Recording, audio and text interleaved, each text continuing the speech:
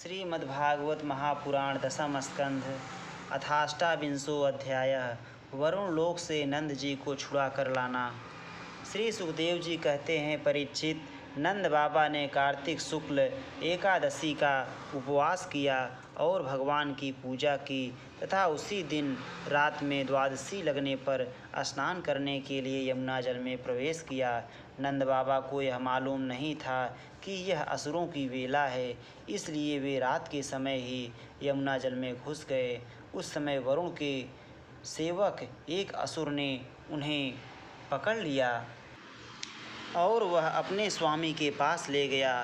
नंद बाबा के खो जाने से ब्रज के सारे गोप श्री कृष्ण, अब तुम ही अपने पिता को ला सकते हो, बलराम अब तुम्हारा ही भरोसा है, इस प्रकार कहते हुए रोने पीटने लगे।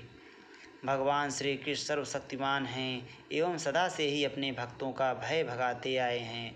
जब उन्होंने ब्रजवासियों का रोना पीटना सुना और यह जाना कि पिताजी को वरुण का कोई सेवक ले गया है, तब वे वरुण जी के पास गए।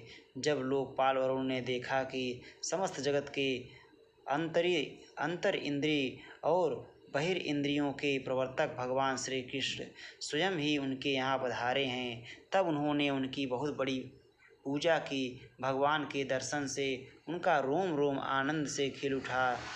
इसके बाद उन्होंने भगवान से निवेदन किया। वरुण जी ने कहा, प्रभु, आज मेरा शरीर धारण करना सफल हुआ।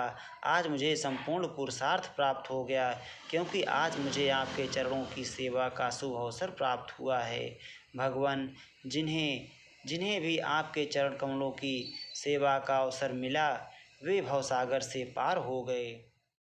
आप भक्तों के भगवान, वेदांतियों के ब्रह्म और योगियों के परमात्मा हैं।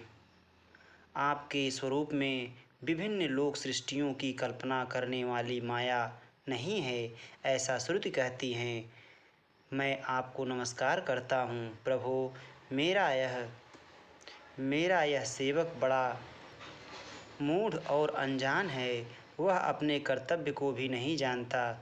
वही आपके पिताजी को ले आया है, आप कृपा करके उसका अपराध क्षमा कीजिए।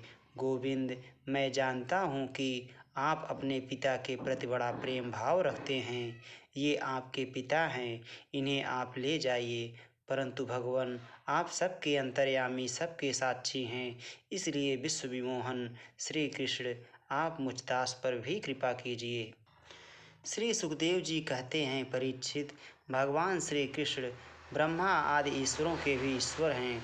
लोकपाल वरुण ने इस प्रकार उनकी स्तुति करके उन्हें प्रसन्न किया। इसके बाद भगवान अपने पिता नंद जी को लेकर ब्रज में चले आए और ब्रजवासी भाई बंधुओं को आनंदित किया। नंद बाबा ने वरुण लोक में लोकपाल के इंद्रियातीत ऐश्वर्य और सुख संपत्ति को देखा तथा यह भी देखा कि वहाँ के निवासी उनके पुत्र श्री कृष्ण के चरणों में झुक झुक कर प्रणाम कर रहे हैं। उन्हें बड़ा विस्मय हुआ। उन्होंने ब्रज में आकर अपने जाति भाइयों को सब बातें कह सुनाई।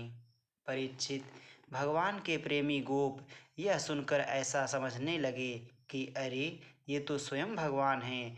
तब उन्होंने मन ही मन बड़ी उत्सुकता से विचार किया कि क्या कभी जगदीश्वर भगवान श्री कृष्ण हम लोगों को भी अपना वह मायातीत स्वधाम, जहाँ केवल इनके प्रेमी भक्त ही जा सकते हैं, दिखलाएंगे। परीक्षित, भगवान श्री कृष्ण स्वयं समदर्शी हैं, स्वयं सर्वदर्शी हैं, भला उनसे यह बात कैसे छिपी रहती। वे अपने आत्मीय गोपों की यह अभिलाषा जान गए और उनका संकल्प सिद्ध करने के लिए कृपा से भरकर इस प्रकार सोचने लगे। इस संसार में जीव अज्ञान व शरीर में आत्मबुद्धि करके भांति भांति की कामना और उनकी पूर्ति के लिए नाना प्रकार के कर्म करता है। फिर उनके फलस्वरूप देवता, मनुष्य, पशु, पक्षी आदि ऊंची नीची योनियों में भटकता फिरता है। अपनी असली गति को, आत्मस्वरूप को नहीं पहचान पाता। परम दयालु भगवान श्री कृष्ण ने इस प्रकार विचार कर सोचकर उन गोपों को माया अंधकार से अतीत अपना परम धाम दिखलाया। भगवान ने पहले उनको उस ब्रह्म का साक्षात्कार करवाया जिसका स्वरूप सत्य, ज्ञान अनंत सनातन और ज्योति स्वरूप है तथा समाधिनिष्ठ गुणातीत पुरुष ही जिसे देख पाते हैं। जिस जलाशय में अक्रूर को भगवान ने अपना स्वरूप दिखलाया था, उसी ब्रह्म स्वरूप ब्रह्म हृदय में भगवान उन गोपों को ले गए। वहाँ उन लोगों ने उसमें डुबकी लगाई। वे ब्रह्म हृदय में प्रवेश कर गए। तब भगवान ने उसमें से उनको निकालकर अपने परम धाम का दर्शन कराया। उस दिव्य भगवत स्वरूप लोक को देखकर नंद आदि गोप परमानंद में मग्न हो गए। वहाँ उन्होंने देखा कि सारे वेद मूर्तिमान होकर भगवान श्री कृष्ण की स्तुति कर रहे हैं। यह देखकर वे सब के सब परम विस्मित हो गए। इति श्रीमद्भागवते महापुराणे पारमहंस्यां संहितायां दशमस्कन्धे पूर्वार्धे अष्टाविंशोऽध्यायः। श्री राधा वल्लभ लाल की जय।